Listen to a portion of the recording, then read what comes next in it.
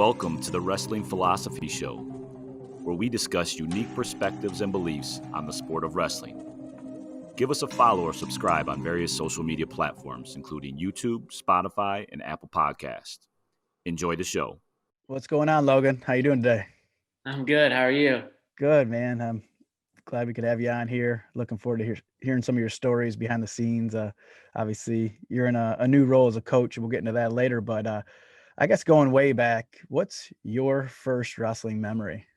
Oh, this is a good story. Actually, I've told this a few times, probably at camps. But so we were wrestling. I'm pretty sure it was at Monroeville, and I was probably 6, 5 or 6. I started out with this Monroeville biddy, and I remember I was wrestling. I think it was the finals. Maybe it was just a round robin. But I was wrestling this other kid, and I got him in a cradle. I remember that cool got a cradle, and like kind of had him on his back, and ref called a pin. So I was like, all right, pumped. Like I got the pin. And then we shook hands and everything, and they raised the other guy's hand. And then I was like crying, I was like, what do you mean he won? I had the cradle, I had the pin. Then we go off to the side. My dad's like, well, they called a pin on you. Like he also had a cradle. It was a defensive pin. And I'm like, I'm like, I don't even know what that means. Had no clue, right? I'm like, no, I had the cradle. It's my pin. So then we must have been wrestling. It must have been like a pretty decent wrestling, because the kid's dad was like, hey, you should go to this club. Like, where do you guys train at? You should go to this club. It's up in LaGrange, and it was Burnett's club. Mm-hmm. And we're like, cool. And the kid who I wrestled was Tony Jamison. Oh, jeez. Yeah. So then obviously, you guys know his career, Right. 4-time high school state champion, just, and it makes sense, right? Because he was always funky, even when we were 6 and 7 years old. So that was probably my first wrestling memory. And it's funny. Yeah. And then after that, we started going to the barn up in LaGrange and Keystone and lots of. So yeah, Tony was real close to being a Monroeville guy, right? And so Dad ended up going to Youngstown, right? Yeah, so he lived probably like 2.5 miles from me, my home. Could you imagine? That's just. I mean, drive by. Whenever I go home, I drive by. It's one of the ways back to home. Yeah. And I go by and I tell my wife, I'm like, yeah, Tony used to live here. Tony Jamison, 4-time state champion. Like, right. And that's wild. Yeah, it's pretty funny. Yeah, so he was right there. He was basically our neighbor for That's cool. For a while. So I know Monroeville's changed quite a bit from you're there, that huge gym, and Coach Nestor there, he has a little guy involved, and he's getting trying to get the program back. I know they had a bunch of biddies last year, and he's really pushing hard. Is your dad coach? Someone mentioned to me the other day your dad's helping out maybe, or is he coaching? Yeah, so he's done a couple practices with him. So okay. My dad's a workaholic, so right. He's always working, but I know he's ran a couple practices and stuff, and so he's kind of doing a little bit. He likes it, and keeps him around wrestling, and he doesn't really know too many moves still. It's been 20 years in the sport, but he can push the kids hard, which is good. Some of these guys just need to, if you're in good shape and you're pretty strong, like you can wrestle, you can be pretty competitive. Right. And right. Tyler's doing an awesome job, just getting the kids exposed and stuff. So yeah, it's he's liked it. Trying to get tough, not running it like we used to, but it's still pretty good. Yeah, it's funny when we hear and Jeff running a practice at the barn, and everyone knows, okay, they know what they're in for, right? Yeah, you get scared a little bit. Yeah, yeah, it's funny. Coach Bellamy's like, all right, he'll get the text, Coach Stieber's at Milan tonight, and he knows who to take and who needs to kind of tuned up. Yeah, for sure. So I guess talk a little about that, right? So you obviously, Monroeville, and then you go to LaGrange.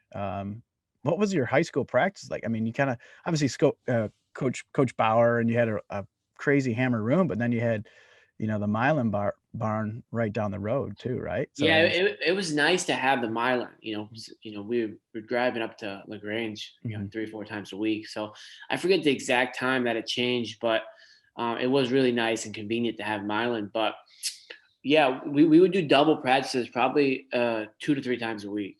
Okay. And the Monroeville practices were good. We definitely we spread ourselves by wrestling all the other kids, like Right. and working with other kids. We didn't like just wrestle each other and go hard because we knew that we were going to go hard. Mm-hmm. 6 o'clock, 6:30 at night. So, they were good practices. We ran a lot. I remember, which was good for me because I was always overweight. Yeah. So we ran a lot and did lots different drills and stuff. And I loved Coach Bauer and our Coach Bellamy and Right. Coach Hank and yeah. So we had a cool crew. It was a fun crew. And then we would go up to Milan. 2, 3 times a week. And it was fun. It was I mean wrestling. I mean, I have a lot of kids in the club now that go to their high school practice and my club. Mm-hmm. So Mm-hmm. to me, I was like, well, of course, you're gonna do 2 practices a couple Mm-hmm. days a week. Right.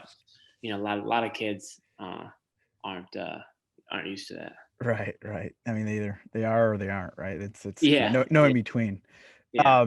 Yeah. I talked with Jody and Scott Burnett quite a bit. Actually, I was talking with Jody last night on some things coming up this season. But one thing they told me, I don't know if it was at a Burnett banquet or something end of the year. Ron took you aside and said, "Everyone in the club, this guy has it, right?" Yeah. And you're probably, I don't know how old you were, but you were young, obviously.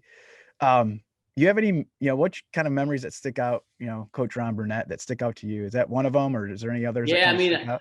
I remember the banquets. I remember always the banquets. They were fun. They were cool, and Coach Ron pushed us hard. Right, he pushed me really hard, and it was good for me. At the time, I didn't really always love it, but it was good for me. He was always gave out Jolly Ranchers after practice. Oh, That was, really? That was his yeah, thing? big thing of Jolly Ranchers. Yeah. So that was cool. But yeah, I remember that a little bit. The day he was like kind of stood me up and was like this guy has it. And it was pretty cool just because the room was so good. I mean, I've forgotten more names than I could remember of the studs in it. And there's some guys are generational studs where they Right. wrestled all the way through. Like the Kilgores and Palmers would come up and who else was in there? Cam and Chris and all just Squires were there, and then some guys are just Jamie would come up. yeah, Jamie Clark, yeah. I mean, there's unlimited people. And then there's just some kids who were just awesome from ages 8 to 10, or awesome from ages 10 to 14, which people burn out or whatever. But at the time, it's just there's tough kids to wrestle. So I mean, it was tough. I mean, I was very lucky. I hear from my wife. My wife ran track and cross country, and she played other sports. She ran track cross country at Ohio State, and just through high school and everything, college, everything. There's always like kind of talk about coaches. I actually liked all our coaches, but sometimes you hear some of the stuff, and I'm like, wow, like I never had a bad coach in my entire life. You didn't realize it at the time, right? Yeah, I never realized it, but through Biddy through college, international, I never had a bad coach. I'm like, wow, I'm pretty lucky, pretty cool. So yeah, Coach Ron Burnett was the man. He they were tough practices. He pushed us hard, but yeah, he was cool. I loved it. I just remember, it's funny how things come to your mind. Right. He used to say like he'll give you $1 for every fireman's carry you hit. Oh, really? He loved the fireman's. Right. And it was a move I just didn't hit. It was like it's a great move, and Eric was awesome at it. But I was a head inside single guy. But I probably hit 5 or 6 firemen's that day. Yeah. No money. That's funny. No, we could talk, obviously Ohio State stuff, but obviously our connections, local here. But yeah. Do you remember your first and last practice over in Milan or at LaGrange? Do you remember kind of going back what you're walking into, what the Burnetts were and the kind of what that last maybe practice, or maybe you didn't know it was your last practice there, or, because there were some killer workouts, obviously. And there's a stage, right? You go in, you're kind of overwhelmed, and then you're kind of now the teacher, right? But any practices that stick out or any memories that way? Trying to think. Well, yeah. I mean, I remember the one. I mean, there's just so many. There'll come more. One of them, I just won. It was Fila at the time. Fila, the U20s, whatever. I was in high school, sophomore in high school. I beat a couple college guys. I beat Ramos, David Thorne, Tyler Clark, a bunch of tough guys. There's another kid in there that was good, but Zach Sanders. Okay. Yeah. So I just won that, and it was college kids, and now it's the UWW, juniors or whatever, and it was a big event. I remember the week afterwards we were practicing, and we were doing like a small group, and we were wrestling with a bunch of kids, and one of them, Harrison Hightower, who was an awesome wrestler himself. Real tough on top, right? Awesome on top, and he rode the crap out of me that practice. I was just getting my butt kicked, and Eric made me do mountain climbers. And I was crying. I was crying and crying and crying and crying.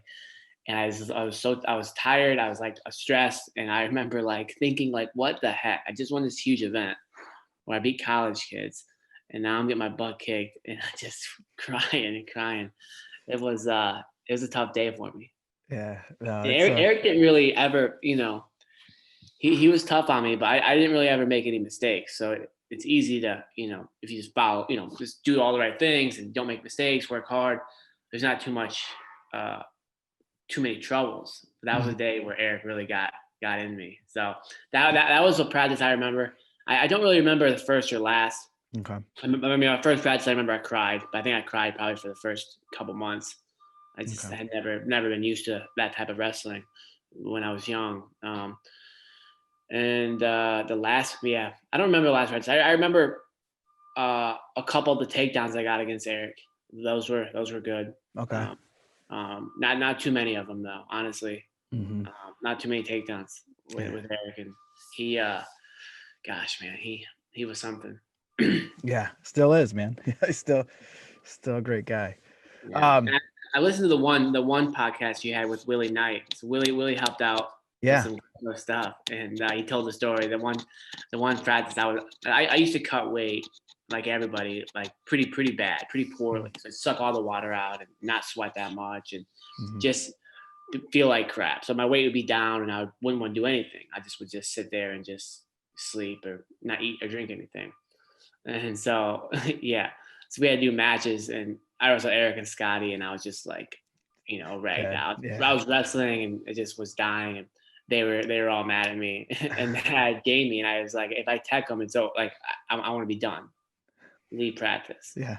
And so they're like, okay, cool, because we had to do the whole match, and I was like, I don't want to do the whole match. If I tech them, it's over. I'm done. Right. I think I took Jamie down and gutted him 4 times, and you walk out then. I walked out. Yeah, I said, all right, see you guys. My dad. I remember my dad was there, but he must have came from work, so we drove separately. And I just luckily, right? I drove home. Yeah, I got my keys and drove home with my wrestling shoes on. Nice. So I mean, there's a lot of crazy stuff, crazy memories there. But those are some of the ones that kind of stick out. That's cool. Initially, yeah. Yeah, that phone with Will is a good one, man. He's a good guy. So you talked about last practice. With these super cards, are you 100% for sure done? Body done, or where's it? Yeah, I'm done. Wrestling is so interesting. People ask me, do you have the itch? Mm-hmm. And of course, if something came around where it was just crazy money, right. It's hard to say no, but it's for me. I never wanted to be someone who stayed in it too long. Right. Stayed wrestling too long. When I was done, I wanted to be done. And a couple years ago, I was like, I'm done. I don't. It's too hard. Wrestling is really, really tough, and it's really stressful. And I didn't want to do it anymore. And I was talking to the guy who I help with, who helps me with the club. He was talking. He does some jiu-jitsu stuff. And, he was excited to compete, 2021. And I was like, man, I don't think I was ever excited to compete. I was always excited for winning and the fun stuff and the traveling and stuff. But competing is just very, very stressful. Stressful, right. It's very stressful. Right. So it's I never was like, man, this was a fun match. Mm-hmm. There's not that many, there's no matches that were fun. Of course, if I pin the guy in the armbar half and the crowd goes wild, and then afterwards, we have a celebration, we beat Iowa or something like that, then it's of course that's fun. Mm-hmm. But the wrestling's pretty stressful. Oh yeah. I don't see any matches in my future, Yeah. and Okay. I'm good with it. Yeah. Gotcha. No, you kind of talked, the stress part of it and your bad day. Obviously, did you see it as kind of uh, what was your perspective on those bad days? Kind of, obviously, I was never at the level you were at, but days is, I share the same feel. It's like, man, it's not stressful, right? You get all that pressure on you and things like that, and I viewed it as I was blessed with some ability. Let's use it type thing. I guess when you have those bad moments and self reflect, was there anything you kind of kind of reflected on and kind of that pushed you through? I know the weight cut sometimes got hard, in college and things like that, but was it Hunter? My thing was my brother coming right behind me. I was like, I gotta set a good example for them. That was my thing. It's like Yeah. I quit, then that's gonna give them the option to quit, right? Um, Self-talk. So me and Hunter were like just like friends. We didn't like, we weren't really we were like, I guess more like just like like unspoken like motivation. okay. So we always had each other's back type of thing. But for me, it was just I had a lot of good self-talk. So Mhm. if I had a bad day. By the time I was in college, if I had a bad day in a room, it just was like, oh, sometimes you just gotta take your medicine. Mhm. You just get beat up, and if things aren't working, you're like, well, I know that I'm still good. I know that my wrestling's still good. I just had a bad day, got to fix some things. So that was kind of for me, that was one of the things that helped a lot was just good self talk, and just like, okay, well, I'm wrestling guys who are really good. Like the guy Ramos isn't better than Reese, or isn't better than Sean Bunch. And obviously Ramos was good. Maybe he would have beat him in a match, but in my mind, I'm like, well, he can't beat Jay. These He are can't guys you're beat. going with every day, so These you're like, guys are going with every day. So I'm like, well, that's so yeah, maybe I had a rough day today, but the guy I'm gonna wrestle is not gonna be that guy. So that was something that helped me out in college in my bad days. Was just that self talk, and in high school, I I didn't really have too many bad days, and when I did, it was just like, I wrestled enough that it just was, it lasted 12 hours, and then I had another practice. So it was like, I had a bad day, 9 a.m. tomorrow, we're back. Mhm. Or, in 24 hours, I have another practice Mhm. where then I go hard and try to kick someone's butt. But, high school, it wasn't as, as many, tough ones as it was in college. Right.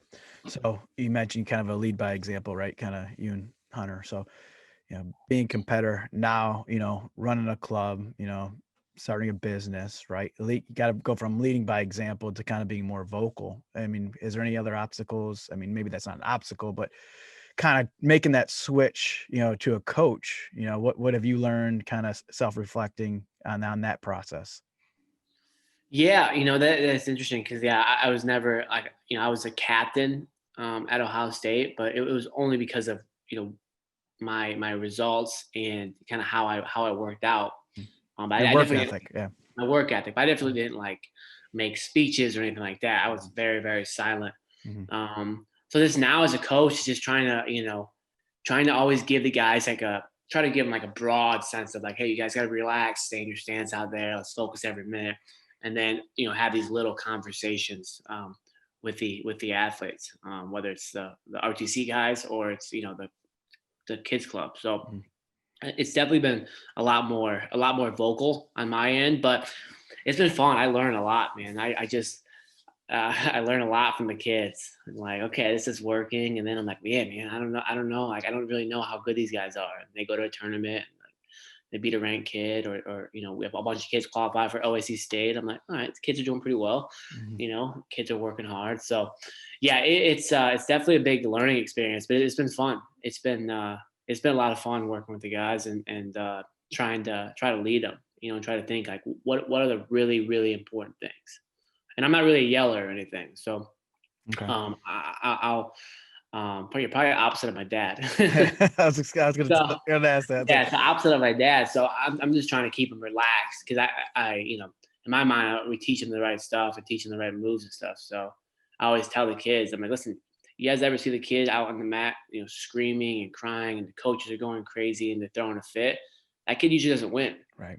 So I mean, it's just they just usually don't win. So it's like you're not going to be the one out of a million kid who does that and win. Mm-hmm. So let's relax, stay calm, and like I said before, we talk about this. With the Ohio State stuff, where it's like if you get your butt kicked, sometimes you just got to take your medicine. Right. You don't like it, but some kids are gonna just kick your butt. I don't know.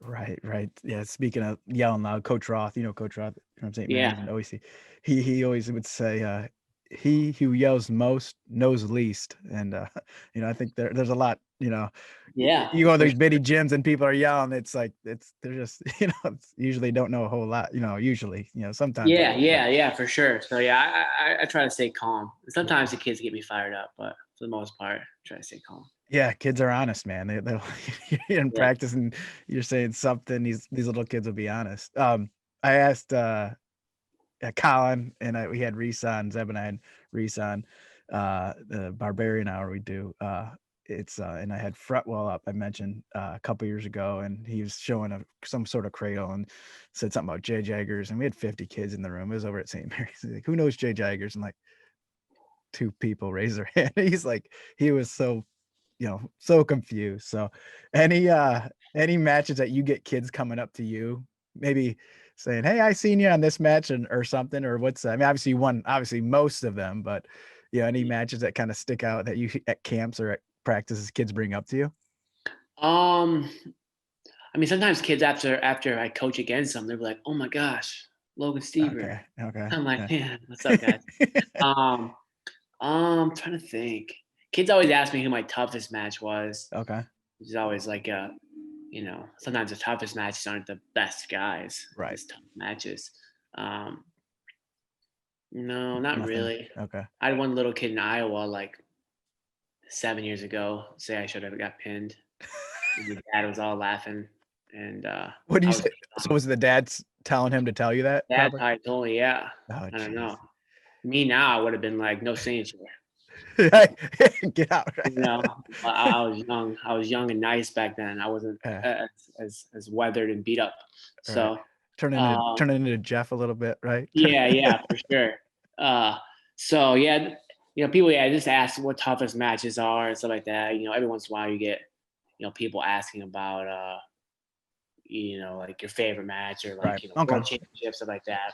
Gotcha. But no, I was just curious. It's these, like I said, these kids. They say sometimes they don't know. I did a school camp this year, and the coach was like, it was like all of high school, like all of one team and a couple other random kids, and he was like, you want an introduction or anything? I'm like, no, we can just get going. Like they don't have to know. I mean, they know who I am already, so it's like you don't need to read off any stats or anything like, and one of the kids who wasn't with the team was like asking me where I wrestled, and the other kid was like, dude, Ohio State, duh. And they're like, oh, I didn't know that. And they had like a poster of one of the years at Ohio State, and they're like, yeah, he's right there. He's like, that's you? And I'm like, the kid was pretty good. I'm like, yeah. He's like, dang, no one even told me. And I'm like, that's good. Just listen, who cares? No, it's it's wrestling though, right? It's kind of funny how that works, right? It's yeah, I think we're blessed too, right? I mean, the access, we have as wrestlers, to these top level guys, right? In some other sports, like you're not getting, autographs to these, elite level Olympic athletes, Yeah, the access thing is I always am debating myself in my mind. I love the access. I do think that sometimes people not necessarily take advantage of it, but are easily offended when someone says no. And I think that there's got to be a good kind of give and take where it's like, I'm sorry, I gotta go. I can't do autographs right now. Right. And people get upset, like, oh, like, like they shouldn't do that. Like it's hurting the kids. But sometimes people just have to go. Right, and I think we get so caught up in the access of it, or we I see it sometimes in the not as much anymore, but back when we were at Steelwood, people would come in and be on the mat and trying to like show stuff. And you're trying to practice or cheat. Yeah, you're trying to coach. It's like so it's like there's a there's got to be a good give and take where it's like be thankful that the access is there, because wrestlers are extremely accessible, and now, people are really, really, becoming popular, so there's definitely, I like it. And it's funny because people sometimes I'll sign something and they're like, I won't sell on eBay, I promise. And you I'm see like, listen, it would sell for $3. I'm like, I've signed 10 million things. It's not a signature that's worth any money. Like, I've signed a million. It's like, so it's funny, but I definitely think overall it's a good thing that we're accessible, to the kids. I think people can kind of see themselves, and it's cool to meet people who you watch on TV. So. Right. Right. Yeah. And it's changing quite a bit in these last 6-8 months, right? With Mhm. these cards, and now, multiple cards and months and nights even, right? We got some big stuff coming up. Going back, talking from your coaching angle now, right? Your club and RTC. Growing up, you were the man, right? From the get, right? And then you had, brother and, Chris and Cam behind you. Was there a moment you kind of felt pressure? Kind of like, was there a moment you kind of like, oh, I'm the guy, I'm pretty good, or, I'm at the top? And what was there a moment you felt that? And I guess second part is, now you're coaching, right? You're getting these elite kids to come to you, youth wrestlers, these dads. All right, my kid has it. I want him being coached by, the guy, right? Yeah. What do you say to those kids? Because what you say, okay, about pressure obviously means something because you've been through it as opposed to other coaches. So I guess it's a Yeah. two-part question. Part is like, yeah, I always felt pressure. But for me, again, it was the self-talk that helped. And I don't know if there was a specific time. I thought that I was pretty good after I won my first like FILA cadets. I was like, I was in 8th grade before Fargo. And I was like, oh, this beat some nationally ranked guys, like nationally ranked in high school. I'd won tall salt and stuff like that. But I never really felt, the pressure never got to me. I started to feel a little bit pressure at the end of my career. But I never really felt the pressure. It never really got to me early. So I never thought like, okay, yeah, I'm the man, because my whole life I was expected to win. Probably by the time of 8, I always tell, sometimes people are like, oh, you retired so early at 28. And I'm like, yeah, but I trained like an elite athlete from age 8 to 28. I had 20 years of elite training. So, since I was 8, I was always like, of course you won. My grandma and grandpa would be like, oh, like the guy was pretty good. You couldn't pin him. You beat him 15-0. I'm like, no, I beat him. He couldn't score at all. He wasn't that good. So that type of where, so I was always had that pressure. So I think that just helped. So it's never like a big deal. Like, of course I'm expected to win. Even in college, it would be like, okay, we need you to pin here. Like, we're only gonna win maybe 4 matches. We need a pin. And I was like, all right, that's kind of a lot to ask. This guy's kind of good. But it just kind of, yeah. So that for my end, it was always like that. It was expected to win and had to win big. And then when I have kids, I just, for me, I just try to always tell them to relax, like breathe and relax, because again, I know the wrestling is pretty good. But if they're an elite guy, like I know the wrestling is pretty good. So breathe, relax. And when you lose, especially, it's nice to have a set date, which is the OACs or the state tournament. We got Super 32 or preseason nationals or a tournament in January. It's not this is all practice. The real events in March, like these are real events, and it's important to do well and win. But like let's learn from it. From it, you lose. Let's learn from it. And when it gets stressful, it's just other people putting the stress on you. So if you can try to keep your mind relaxed and just keep working to get better at it, what they're doing, then that's kind of what I try to do for them. So just try to keep them relaxed, because again, the real big studs, I know they're good. So it's like, okay, yeah, you guys are good. You made a mistake. Like, we had one guy, he was undefeated last year, and there was no state tournament. Right. he was in mixed bracket, Burnett. Okay. So tough kid. And he wrestled preseason nationals. He was in semis kicking butt. Preseason nationals and semifinals up by 4 with like 10 seconds left. And the kid twisted him and then twisted him again and got back points and won by 1, and it's the first time he lost in probably a year and a half, and it's sometimes things like that happen and it's just, okay, well, you lose and okay, let's just keep working. Your wrestling was awesome. Like his wrestling was so good. Like people were like, oh my gosh, this guy's kicking people's butt, man. This kid's tough. I'm like, yeah, he is tough. He's really good. So just trying to keep him relaxed, and I have, at least from my end, from what I've seen in the club, all my parents are really good. So that, they of course they might yell at the kids afterwards in their home, but there's not really yelling. There's no yelling, at my club, stuff like that. So, the parents are all cool and they get it. And I think my tone helps kind of relax them and kind of like, okay, well, maybe let's just calm down a little bit. Let's focus, and not worry about yelling and, stressing our kid out. Right. It's that drive home's key, but it's kind of dependent on how you're running the practice too, right? If you're yelling and getting on the kid, right? Parents like, man, Coach Stieber's getting on my kid, and that car ride home could kill his career, right? I mean, that's we've seen that. You talked earlier how those 8 and 10-year-olds that are, they just don't pan out, right? And it's usually a parent's kill the career on the car ride home, right?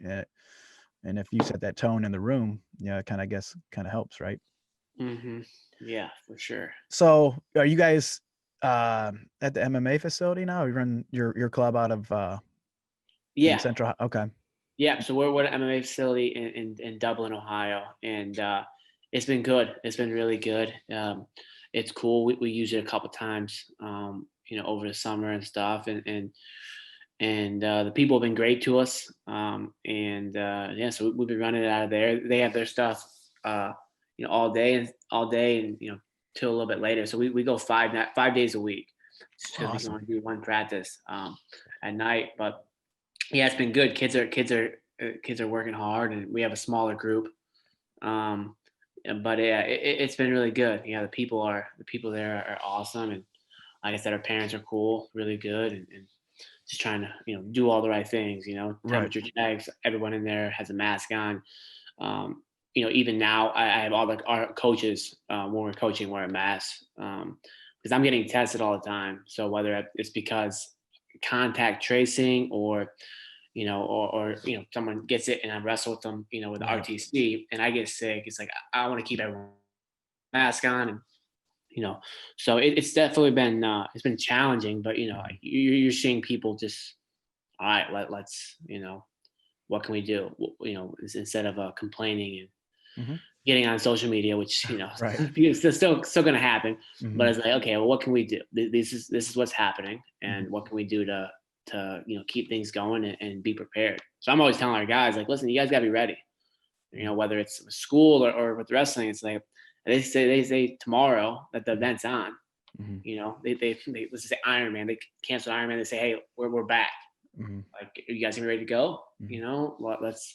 Let's keep ready. And same thing with school. It's like slack off virtual. And then, hey, we're back next week. And we have a big test, and then it's midterms. Better not have a bunch of D's and F's, or you'll be in big trouble. So yeah, it's been good. It's been good, and just taking it one day at a time and trying to keep building, getting our guys ready to go. Are you I was talking to, like I said, Jody and some other clubs. Are you full then for your club for the winter, or are you running camps on this, beyond the club, or, you said you're keeping it small, but I know a lot of clubs are keeping their cap just so they have that same group in there. Are you guys full for the winter session, or we're pretty full. So ours is on a monthly thing. So some of the kids, we'll do their high school stuff in December. The high school kids, some of the kids were just November. So we actually we have a couple spots open for our elite group. That one was full in the first month. So we'll have a couple spots. I'd imagine those get filled. And then we have a smaller, like, novice, first through 3 years of wrestling. And that one has some more spots available. Cool. Go and just search yeah. Stieber Elite, Google that, and it comes up, right? Yeah. Okay. And Instagram and all that stuff. Yeah. My assistant's a beast. So he does all the social media and website stuff. And Who's that? His name's Sal Marandino. Okay. Yeah. Okay. Yeah. Yeah. So he was in the same club as Miles Martin. Nice. And he went to Ohio State and wrestled a little bit, and he's been doing some jiu-jitsu stuff. And when I last year when starting the club up, just was thinking, and Coach Ryan was like, "Man, you should get Sal to do your photography and your website and stuff." And I was like, "That's a good idea." And I was like, "Well, actually, I should get him to do everything for me." Right, you need that guy. He's right? He's like my right hand man. He does all the coaching with me and and stuff. So yeah, it's been good. It's been real good. So I guess that's right. You're essentially you're an entrepreneur now, starting your own business. Anything else besides that you've kind of like COVID or non-COVID related that you've learned kind of as a business guy now, right? Going from athlete to kind of business guy. Is there any other things that now I know this that I didn't know before? I mean, I've learned some marketing stuff. Okay. That stuff with my like accountant and making a business. We try to run ours, like a business, like a business, like professional, where it's they're signing up online. For the most part, we're not taking cash or stuff like that. Like everything's online. You can do all that stuff. So we're trying to do it all, real professionally and in a way that's different than just some other clubs. Right. So it's been, not all the wrestling people are receptive to it. They're like, well, I just want to pay you cash. I want to pay for 6 years in a row and give you a wad of 5,000. You know what I mean? It's kind of, whoa. So it's so it's been cool. Just learning some of the ins and outs of just some of the, whether it's tax stuff or moving it into whether it's an LLC and now it's an S corp. S corp, right. Yeah. So it's like you learn stuff like that, and for me, it gets me interested in other things. I wasted a lot of time in school, learning stuff that I didn't really care about, or not learning stuff that I didn't care about. So it's like, okay, well now I'm learning a lot more. That's post cool. school. No, it's cool. No, pass it on to the next generation, right? These kids you're coaching now are going to be business kids, business guys someday. My kids are smart. The one kid one of our kids who's a tough kid. He was drop shipping these workout stuff. Like $30 a thing. He was selling it. I'm like, dang, you guys are smart. like these guys making money. High school kids. I'm like, you guys are smart kids. Keep it up. Yeah, I had a freshman yesterday. We had as we were talking, a snow day yesterday, and kid text, I just made $250 this morning shoveling driveways. Like, good for you, buddy. Right, yeah, smart. Yeah. So I wanted to pull something up. I mentioned, we were talking about Jeff, and this is a video not many have seen. I'm going to try to share it here, so bear with me. But it's I think 2005 OEC State, so it was you and Hunter there. I just want to kind of talk about it, and I guess your memories, growing up with the OEC stuff, because I think that was you look at something, not just you two, right? But some of the names that were in these weight classes were crazy, right? So let me try to share it here. Pull it up here. All right, there we go. So this is a quarterfinal match, right? So it's yeah, Hunter versus Gus. Gus was the man. He was number 1 seed, I think. Oh, really? Okay. Yeah. He gets the takedown, I think OT. And that's Dave Taylor, right? It's Dave Taylor, and that's David behind him. Behind him here. Yeah, right? I was warming up, and then right in the right corner is Jerome Robinson's dad. And you ended up wrestling him, or no? David wrestled him. Oh yeah, right there. Yeah, okay. Yeah, and then chair over. Yeah, so he was in our club. Okay. Jerome was a beast. His Yeah. family's awesome. All those guys. Yeah, I mean, it's funny. You look back at Hunter. Hunter was always so calm. Yeah, that's so funny. Yes, he never got excited. So yeah, no, OAC stuff was fun, man. It was it was really tough. You look back at the brackets. They just won the division. Right. Like we're always like, man, you won a junior high title. I kind of always see the younger kid stuff. it's very good competition. But Mhm. sometimes dads will tell me that they're 6-time state champions. Right, Okay, right, okay, you know. right. But We don't even recognize that. I don't know if you noticed that, but so we don't even put like when we say 2-time or 3-time OEC champ, we don't even on our website we don't say grade school yeah, 4 time. We don't because dad's like, well, where's he rank on all-time OEC champ? I was like, we don't even put it. We don't keep track. I was like, you tell me. You can look at the brackets, but yeah, you know, what I no, mean, obviously yeah. I mean, it's important. It's yeah, important, but like the junior high, good, right? obviously, It's important to have something to shoot for. right. But yeah, it's just it's sometimes it gets. No, I did a camp once, and a kid asked me how many world titles I had, and I was like, well, I just won, I won one, He was like, oh, that's cool. I won 4. And it's like, that's pretty good. That's pretty good. It's pretty good. And it was just funny because kids are so innocent, so it's like it wasn't like a joke. He was like, oh, that's cool. I'm like, that's good. So, or maybe it was national titles. I was Right. like, oh, I won 4. He's like, oh, well, Right. me too. I'm like, good job, buddy. Right. Yeah, but the OAC stuff was fun, man. It was cool to have that event. I remember my 6th grade year, because I didn't really lose that much. So my 6th grade year, I lost at Tulsa. So I went 3rd, 1st, 2nd at Tulsa. And it was kind of an upset, I think. I mean, the kid was good, obviously. I just, I usually won everything. So when I lost, it was like a big deal. At least in my mind, it wasn't. Right. Obviously, it wasn't a big deal, but in my mind, it was a big deal. And so then I wrestled junior high state and won that. And I was like, wow, it's okay. I'm like, that's good. I remember vividly this moment when someone asked how my year went, and I remember thinking like, if it was a week before, I would have been like, not that good. I didn't win Tulsa. I was probably 50-1, but in my mind I would have been like, well, it was okay. Not the best. But I remember after the junior high, I was like, it was a good year. Junior high state champion, was a good year. So that was one of the first times, kind of just like, realizing that, okay, I lost. So what? Able to win the big event of the year. So yeah, always had a cool relationship with OAC, and there was no grade school when I was in school. So okay. I always ask the kids, I'm like, how many times do you think I won grade school state? And they're like, oh, 4, 5, 6, and then 0. But anyway, so yeah, it was cool. It was fun. It's fun to to wrestle in the same event, as Hunter, a big event like that, And so my 7th grade year, Hunter was always the underdog, which he thrived there. He thrived being underdog. So he lost to Cam, I think, at the districts. Okay. So then they're opposite sides, and then so he had like Gus Sicko in the quarters, and Gus was, I think, projected to win. Because I think because Gus beat Jamie Clark. Okay. Yeah. Wow. And then Jamie ended up being in the Jamie final. beat Hunter in the finals. Jeez.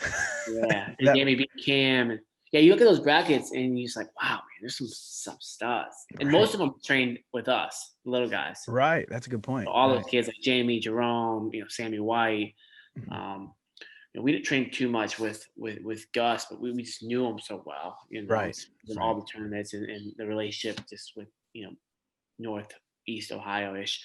So yeah, it was, the OAC stuff was cool. The Prairie Champions, I remember the Prairie, like, you had a similar one in Tulsa, but, there's something different when there's a ring of state title, and it was cool. Well, I and really you kind of knew all the names too. When you're at Tulsa, obviously you know some of the national names, but when you're high, you're like, okay, these are the guys, yeah, right? the names, and then you're like, well, it's best in Ohio, perfect. Right. Yeah. So that video, there's a whole full length one, and there's a Parade of Champs too. But I think we were talking off there. My brother Corey, he had to be, I don't know how old, but he actually videoed the whole thing and made a highlight video back then, back in the day. Yeah. So it's kind of funny, before Zeb was getting on the camera. But and then I think that one of them at Kent, that was my first, it started my senior year, but I remember coming back because I was probably working or whatever. But I remember them talking about, check out this David Taylor guy, check out this Logan Stieber guy. You guys were young, but here I was at Kent, old guy. But I remember, being a local guy, knew a lot of Monroeville, Norwalk, Milan people, and they're like, check this little guy out, and Yeah. Well, we all know you guys. You guys are legends, man. The Opfers. No, The Opfers are. It's the first family. First family. You guys, just absolute legends. I remember your dad. I remember, it's funny how this little memories come up. I remember your dad my senior year, districts, senior year. I won in the semis. Probably pinned the kid fast. And he was like, hey, he's like, congratulations on making the state. He's like, I know, it's something that is expected, but he's like, don't take it for granted. Like, it's a big deal. Congratulations. Right. I thought that was pretty cool. Cause I knew, I've seen your dad. I know your dad for a while, but it was a very human, very like, just like a real moment where he's like he was serious. It wasn't like haha, of course you won. Like, right. Seconds. Like, it was like, hey, like a sincere congrats. Like, don't take it for granted. Like, this is, it's be proud of it type of thing. So that was cool. Yeah, he's a pretty sincere guy. He kind of looks rough and tough, but we were pretty blessed with that. You talk about the family, obviously, you've lived it, but having him, being there was pretty cool. He always had a perspective on things when life was, bad for somebody, he was that guy. And, it sounds exactly like something he would say, Yeah. I was kind of like taken aback by it because it's like, oh, like it was just like for us, there were some tough kids, but for the most part, we were, ahead of the curve. Right. For the kids you wrestled. Yeah. It was cool. It was a cool moment. That's pretty cool. Anything else you have you want to share or, tell or talk about? You have anything else? I mean, I'm excited, this weekend, we're competing at the RTC Cup, so that's gonna be fun. Yeah. And it's been, it's been fun kind of doing, juggling, the multiple hats of RTC and the club coach, and kids are doing well. And, my assistant Sal is a beast. So he crushed it with two other guys, Morgan Smith and a kid named Mitch McGinnis. He wrestles at Nebraska, so he's in Columbus now. So he helps us out. So yeah, I got a great crew. Our parents are pretty cool, pretty awesome. So yeah, it's been fun. It's been fun doing it, and I'm learning a lot. And it's been good. So cool. It's a cool podcast. So keep them up. No, thanks. I'm glad we could have you on, and can have you back on in the future. Talking, college or Ohio State stuff, and kind of digging on that, those thoughts and process too. But I'm sure you get that a lot, right? Not many people talk about, your small town Monroeville, Ohio, Milan stories. So yeah. Well, thanks for jumping on, man. We'll see you soon, hopefully here. Yeah. Thank you.